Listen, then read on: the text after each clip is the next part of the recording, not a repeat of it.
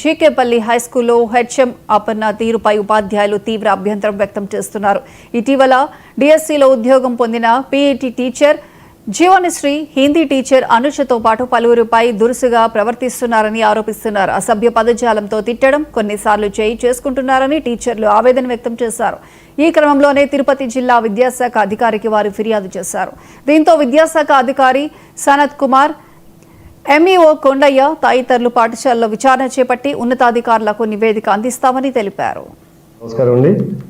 వెంకటగిరి మండలంలో జిల్లా పరిషత్ ఉన్నత పాఠశాల కలవలపూడిలో నిన్న మధ్యాహ్న భోజన సమయంలో ప్రధాన ఉపాధ్యాయులకి అలాగే అదే పాఠశాలలో పనిచేస్తున్నటువంటి జీవనశ్రీ అనేటువంటి school assistant physical education teacher మధ్య చిన్న స్వల్పపాటి గొడవ జరిగిందని అది మనకి వార్తాపత్రికలో రావడం జరిగింది.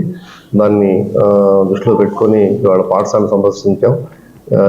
నా సందర్శనలో ఐడియల్ ఎంఈఓ లేనటువంటి ఇద్దరు కూడా ఎంఈ1 ఎంఈ2 కూడా హాజరవడం జరిగింది.